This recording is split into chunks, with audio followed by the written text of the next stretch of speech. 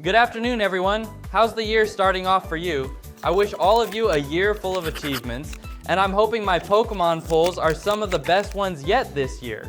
For the second pack of the year, we're going with a Phantasmal Flames booster.